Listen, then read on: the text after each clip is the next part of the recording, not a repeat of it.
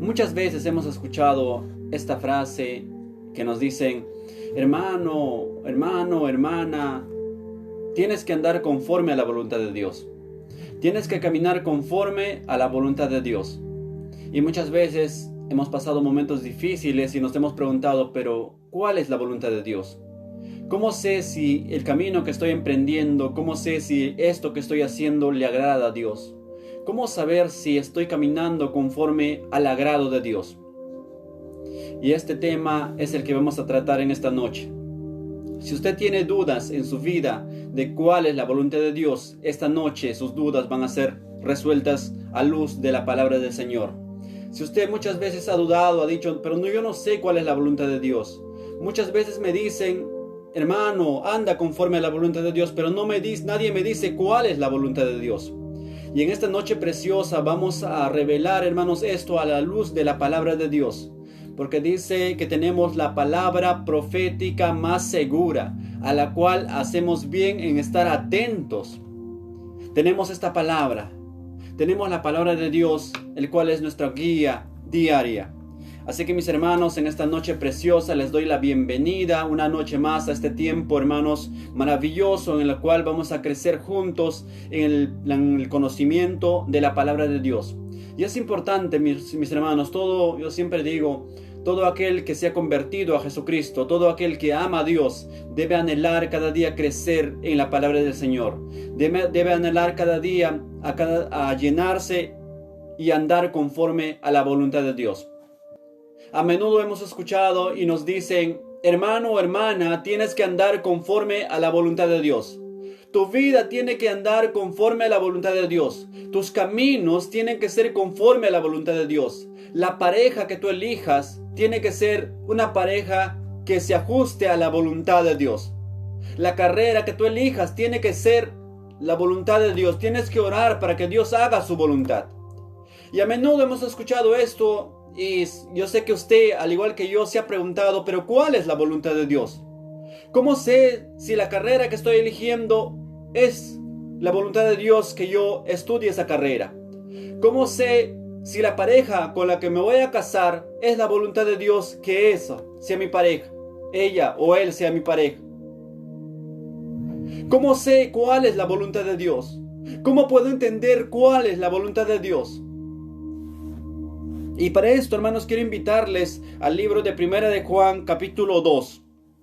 El versículo 6 nos dice de esta forma. Y esta es una verdad preciosa, hermanos. Desde el momento que entendí esto, me di cuenta, hermanos, que mi vida tenía que tener una perspectiva diferente. Porque antes caminaba de una forma diferente, pero a partir de que entendí esto, hermano, mi vida empezó a cambiar. Y empezó a ser bendecida de otra forma, hermanos, con un entendimiento profundo de la palabra de Dios. Y dice así: el que dice que permanece en Él, ¿en quién Él? En Jesús. El que dice que permanece en Él debe andar como Él anduvo. ¿Sabe usted cómo puede saber si está en la voluntad de Dios?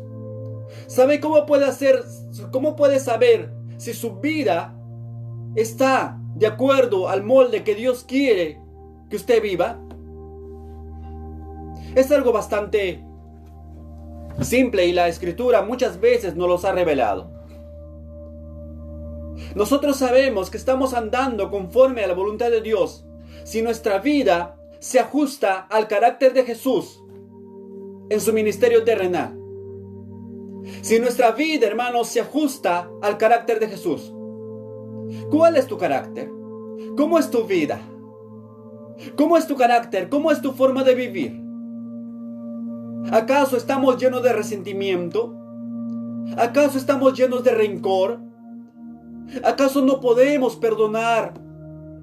¿Acaso cuando alguien nos hace daño tenemos una dificultad tremenda para perdonar, o tal vez ni siquiera queremos perdonar? ¿Qué hay detrás de nuestra apariencia? ¿Será que detrás de nosotros hay muchas cosas escondidas que no queremos mostrárselas a los demás? Porque aparentamos ante los demás un cristianismo que no tenemos. Aparentamos ante los demás una santidad que no poseemos. ¿Cuál es el carácter que nosotros mostramos ante la sociedad? ¿Cuál es el carácter que nosotros mostramos como hijos de Dios en nuestra comunidad cristiana? ¿Cómo nos conocen a nosotros? ¿Cuál es el carácter que nosotros mostramos ante los problemas? ¿Será que ante los pequeños problemas ya estamos blasfemando contra Dios? ¿Cuál es nuestro carácter? Y hoy me quiero concentrar en un punto principal. No quiero extender mucho más, quiero enfocarme en un punto principal y desarrollarlo. Quiero decirte, mi hermano, quiero decirte, mi hermana, mi amigo, mi amiga, que tú ves en esta noche. ¿Sabes cómo sabes si estás en la voluntad de Dios? Si tu vida, tu carácter, tu forma de ser se ajusta al molde de Jesús y se ajusta al carácter de Jesús cuando estuvo en la tierra. Nosotros conocemos cuáles han sido las virtudes de Jesús, cuáles son las virtudes de Jesús. Porque conocemos a través de los evangelios cómo el Señor era apasionado por las almas, cómo era el carácter de Jesús, que a pesar de que le odiaban, Él no retribuía. Lo maldecían, pero Él no retribuía esa maldición con maldición, al contrario, Él con bendición. Y de las propias palabras de Él registradas en las bienaventuranzas de Mateo capítulo 5, bienaventurados los de limpio corazón, porque ellos verán a Dios. Bienaventurados los de limpio corazón, porque ellos verán a Dios. Y estamos acostumbrados nosotros a guardar dentro de nosotros odios, celos, iras, maldicencias ante los demás. No somos capaces de perdonar. Somos tan reacios a perdonar. Somos tan fáciles para insultar, somos tan fáciles para maldecir. Cuando un hermano o una persona se equivoca, estamos ahí para echarle en cara sus errores. Pero no vemos qué está dentro de nosotros. Y un ejemplo bastante conocido de esto son los fariseos, a quienes Jesús mismo reprendió porque su carácter no reflejaba un carácter santo ni puro conforme a la ley de Dios. Al contrario, ellos daban apariencia de bondad, daban apariencia de fe, daban apariencia de amor. Ellos se paraban en las esquinas de las plazas, ellos se paraban en los lugares donde había más concurrencia, donde había más público, y se ponían a orar ahí, para que le dijeran: qué buen cristiano eres. O bueno, en su tiempo será: qué buen cumplidor de la ley eres. Qué bien está tu comunión con Dios. Qué bueno está tu comunión con Dios. Qué buena es tu comunión con Dios. Mira ese cómo ora. Seguro que el poder de Dios se mueve a través de él. Ellos hacían para recibir reconocimiento de los hombres, para recibir reconocimiento de las personas. Y Jesús dijo: ciertamente ya tienen su recompensa. ¿Qué buscaban ellos al pararse en las esquinas de las plazas, en los lugares de mayor concurrencia? Buscaban aparentar ante los demás. Ya tenían su recompensa, buscaban reconocimiento, tenían reconocimiento de la gente. Pero Dios no estaba presente en el asunto. Dios no estaba presente en el asunto, porque su apariencia era apariencia para hombres. Pero Dios no tenía nada que ver con eso. Por eso el principio fundamental nuestro tiene que ser adorar a Dios. Pero nuestra adoración tiene que estar en Él, hermanos. Nuestra oración tiene que estar concentrada en Él. Y muchas veces estamos acostumbrados y muchas veces decimos: no, voy a ponerme a orar. Y nos ponemos a orar y entonces decimos: Dios mío, ayúdame. Señor, gracias. Sí, Señor. Gracias, Señor. Sí, Señor. Sí, Señor. Amén. Ayúdanos, Señor. Amén, Señor. Danos fuerza, Señor. Amén, Señor. Amén. ¿Será que eso es una oración? Imagínese solamente esto. Imagínese este escenario. ¿Qué pasaría si a usted lo invitaran a la oficina presidencial? Seguramente usted se pondría su mejor vestido, seguramente practicaría un discurso, seguramente practicaría las mejores palabras, estudiaría las mejores palabras para poder presentarse ante el presidente con las mejores palabras y no hacer el ridículo. Seguramente nos alistaríamos, nos pondríamos el mejor vestido. Seguramente iríamos donde él y le diríamos: señor presidente, he venido ante usted, ante su gran presencia, y quiero mostrarme ante usted agradecido por esta tremenda oportunidad que me das. Muchas gracias. Y yo vengo a pedirte este favor y otro favor. Y quiero decirte que tú eres el mejor presidente. Quiero decirte que tú eres un gran hombre, aunque no lo es.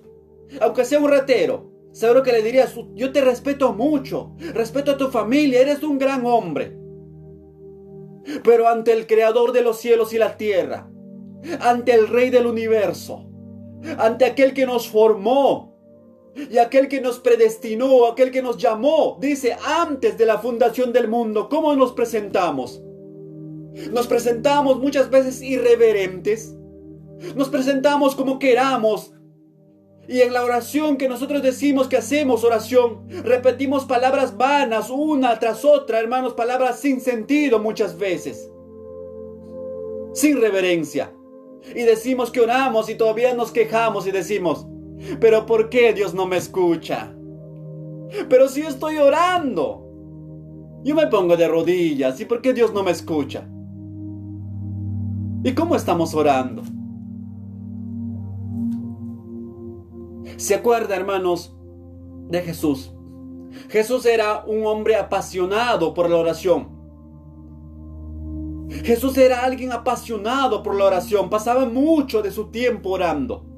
Pasaba mucho tiempo en comunión con el Padre. Imagínese, si Él siendo Dios, Él era 100% hombre y 100% Dios. Imagínese si Él siendo 100% hombre y Dios pasaba en comunión con el Padre porque Él necesitaba, reconocía que tenía que estar en comunión con el Padre, mucho más nosotros. ¿O creemos que nosotros podemos vivir sin orar? ¿O creemos que nosotros podemos mantener un carácter santo lejos del Señor? Porque aquel cristiano que no ora, aquel cristiano que no pasa su tiempo orando, está diciendo: Señor, yo puedo resistir a este mundo sin ti.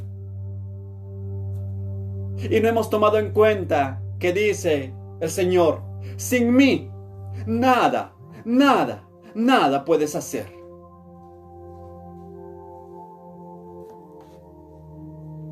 ¿Cómo sabemos si estamos en la voluntad de Dios? ¿Cómo sabemos si estamos cumpliendo la voluntad de Dios?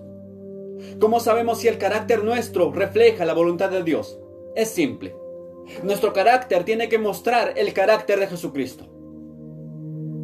Midámonos, pongámonos en una balanza. Solamente hagamos un ejercicio mental y empecemos a recordar nuestro día de hoy. El día de hoy, ¿qué pasó en tu vida? Tal vez en la mañana alguien te ofendió. Y cuando te ofendió, tú respondiste esa ofensa con otra ofensa.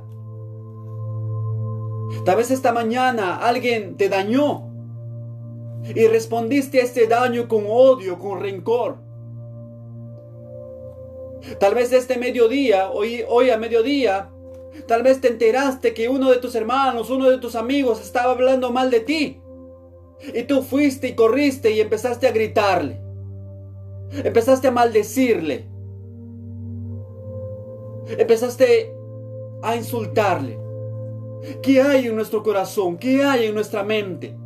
¿Qué hay en nuestra vida? ¿Acaso nuestro carácter está reflejando el carácter de Jesús? Nuestra vida, mis amados, tiene que reflejar el carácter de Jesucristo. Nuestra vida entera tiene que reflejar el carácter de Jesucristo.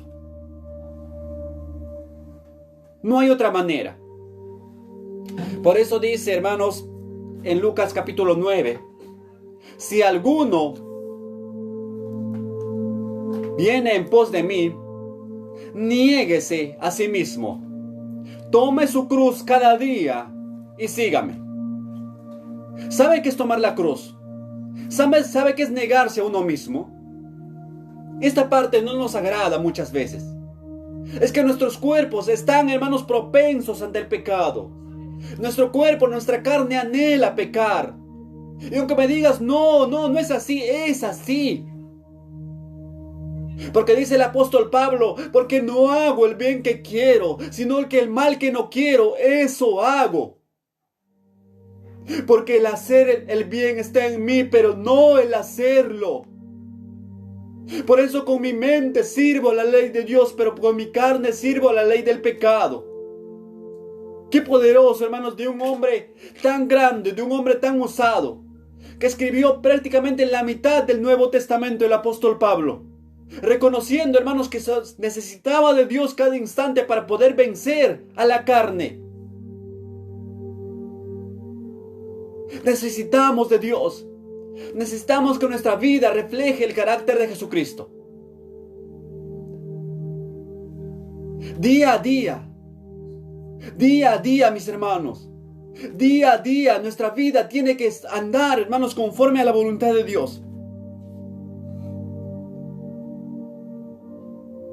Si hacemos una evaluación, si hacemos un examen, como hace un momento hacíamos memoria, nos daríamos cuenta de que el cristianismo que profesamos, hermanos, tal vez no es tanto. No somos tan santos como pensábamos nosotros. Es por eso que muchas veces cuando vemos que alguien se equivoca, estamos ahí para echarle en cara sus errores. No somos de aquellos que levantan a las personas, no somos de aquellos que dicen con amor, vamos a superar esto, mi hermano. ¿Cómo te puedo ayudar? Yo sé que has caído, vamos, yo te voy a ayudar, yo quiero ayudarte, yo quiero orar por ti. En los tiempos libres yo quiero estar pendiente de ti, yo quiero llamarte. Yo quiero orar contigo, yo quiero ayudarte en ese problema que tú tienes. Dice, si algún hermano es sorprendido en alguna falta, vosotros que sois espirituales, restauradle con espíritu de mansedumbre, sabiendo que en algún momento tú podrías estar en esa situación. Dice en Gálatas capítulo 6. ¿Se acuerdan, hermanos, de la mujer adúltera? Que le habían sorprendido en pleno acto, hermanos, y no había disculpa. Y todos estaban detrás de ella correteando. Y Jesús, hermanos, llegó donde Jesús. Jesús estaba haciendo dibujitos en el piso. Estaba ahí. Y llegó cerca a la mujer. Llegó cerca a la mujer. Y todos estaban a punto de lanzar la piedra. Porque era mujer que esa mujer ya no había más esperanza para esa mujer. Porque según la ley esa mujer debía morir. Según la ley esa mujer debía morir. Jesús mencionó esto. El que esté libre de pecado, que alce, que tire la primera piedra. Y ninguno de ellos fue capaz de tirar la piedra porque todos estaban llenos de pecados. Todos tenían pecados, todos tenían cosas escondidas en su vida, todos sabían que eran pecaminosos de alguna forma, porque no eran perfectos. Y sabían que no podían juzgar porque su carácter mismo le decía y su conciencia le decía que su vida no estaba bien. Y Jesús le dijo, vete en paz. ¿Dónde están los que te juzgan? No están. Yo tampoco te juzgo. Vete y no peques más. ¿Vio ese carácter? Hace un momento le hablaba del carácter de Jesús. ¿Se da cuenta del carácter de Jesús? Que perdonaba, a pesar de que Él era limpio y sin mancha, sin pecado. Él 100% hombre y 100% Dios, mis hermanos, perfecto en todo. Perfecto en todo, cumplió todo a la perfección. Perdonó. Y estaba ahí para restaurar esa oveja para la cual no había más esperanza. Ese es un Dios de amor. Ese espíritu, hermanos, de amor, ese espíritu de compañerismo, ese espíritu, hermanos, que te diga, vamos a levantarnos, mi hermano. Vamos a levantarnos, vamos a salir de esto. Vamos a salir de esto. Eso falta. Por eso les hablaba del carácter. Si usted me pregunta y me dice, ¿cómo sé si estoy en la voluntad de Dios? Yo le digo, Examina tu carácter. Evalúa tu carácter con el carácter de Jesús. Jesús perdonaba.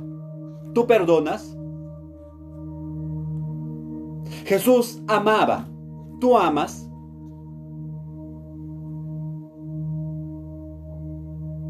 Jesús, cuando le daba una cachetada por un lado, ponía la otra. Señal de humildad. Era humilde. ¿Eres tú humilde? Jesús era paciente. ¿Eres paciente? Jesús era pacificador. ¿Eres tú pacificador?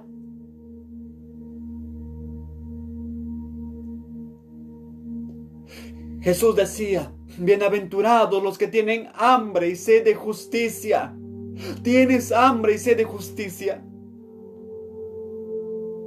Bienaventurados los mansos.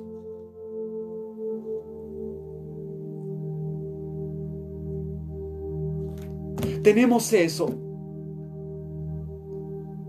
Lo único que te puedo decir, y quiero terminar con esto.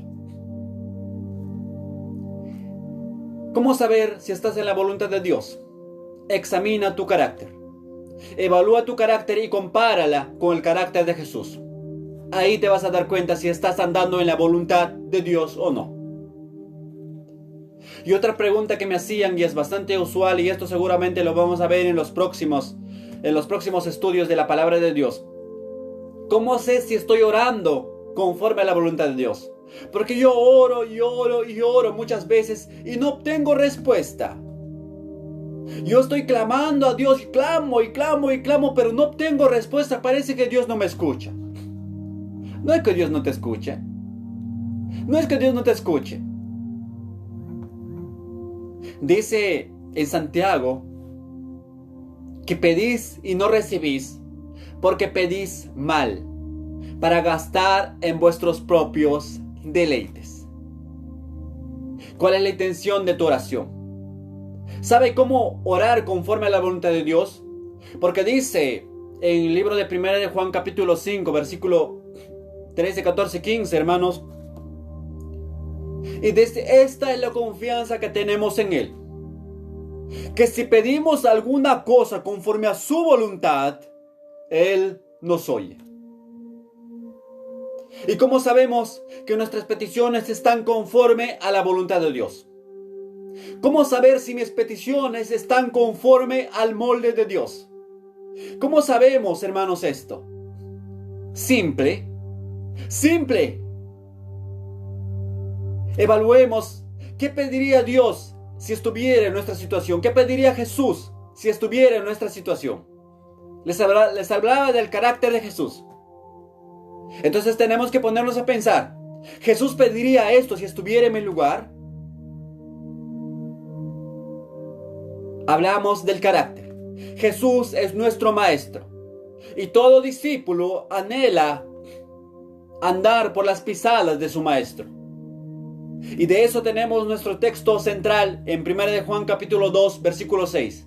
Si alguno dice que permanece en Él, debe andar como Él anduvo. Cuando nuestras oraciones se ajustan a lo que Jesús pediría si estuviera en nuestro lugar, esa es la voluntad de Dios. Y esa es la oración que tenemos que nosotros hacer. Y esa es la forma correcta de orar. Y esto también se ajusta con lo que dice, hermanos, Santiago: pedís y no recibís porque pedís mal, para gastar en vuestros propios deleites. Cuando nosotros pedimos cosas con egoísmo, cuando pedimos cosas con solamente bienestar personal, pero no pensamos en los demás, no hay amor en nuestros corazones. Aunque digamos que amamos a Dios, hermanos, el que no tiene amor en su corazón no ama a Dios, por más que diga que tiene amor. Y no ha conocido a Dios, porque Dios es amor. Dios es amor. Que nuestra vida se ajuste a lo que Jesús vivió en esta tierra. Que nuestro carácter se ajuste al carácter de Jesús cuando estuvo en esta tierra. Al carácter perfecto y santo del Señor. Y mucho de eso lo va a encontrar usted en la palabra de Dios. Cuando usted estudie los evangelios, que seguramente más adelante lo vamos a hacer, se va a dar cuenta cuál era el carácter de Jesús. Cuánto tiempo él invertía en los negocios del Padre. Por eso él también, como él invertía bastante tiempo, nos aconsejó a nosotros, nos aconseja a nosotros y nos dice: no hagáis tesoros donde la polilla y el orín minan. Más bien hacéis tesoros en el reino de los cielos, donde no hay polilla ni orín, sino que todo el tesoro que hagamos arriba permanece y está bien guardado. Es una buena inversión. Así que, mis hermanos, vale la pena servir a Dios. Vale la pena serle fieles. Confiar en Dios sobre todas las cosas. Y así que esta noche usted ya sabe cuál es la voluntad de Dios. Ya sabe cómo sabe si está en la voluntad de Dios. Así que en esta noche yo le invito a que usted se evalúe y a partir de mañana amanezca con una perspectiva diferente. Amanezca con un punto de vista diferente. Y que cada cosa que haga lo evalúe conforme al carácter de Jesús. Cuando alguien lo ofienda y usted tenga ganas de odiar a esa persona o de devolverle mal por mal, piense: Jesús, si estuviera en mi lugar, ¿haría eso? Cuando alguien lo insulte o cuando alguien le robe, piense: Jesús, ¿qué haría si estuviera en mi lugar? Y haga lo que Jesús haría. Haga lo que Jesús haría. Y va a empezar a vivir una vida victoriosa como no se imagina, mi hermano. Va a empezar a vivir una vida de santidad como no se imagina. Y una santidad tan grande que va a romper cadenas, que va a desatar ataduras, que toda enfermedad se va a ir en el nombre de Jesús. Porque servimos a un Dios de milagros. Servimos a un Dios que rompe cadenas. Servimos a un Dios que hace maravillas. A un Dios que no está dormido, mi hermano. A un Dios que no está dormido, mi hermana. A un Dios que te está viendo. A un Dios que ve tus lágrimas. Que ve el dolor que pasas. Que ve las lágrimas que derramas al costado de tu habitación. Porque no tenemos un Dios que no nos entiende. Tenemos un Dios que en todo nos entiende y sabe de nuestras debilidades. Sabe de nuestras aflicciones. Y un Dios que nos levanta. Un Dios de amor. Un Dios de bondad que nos da una nueva oportunidad. A ese Dios tenemos. Y cómo no alegrarnos y gozarnos en el Dios de nuestra salvación. Nos gozamos y nos deleitamos en su presencia, porque somos siervos de Él. Porque ser cristiano es un privilegio. Dios le bendiga, mi hermano, mi hermana. Les amamos en el amor del Señor.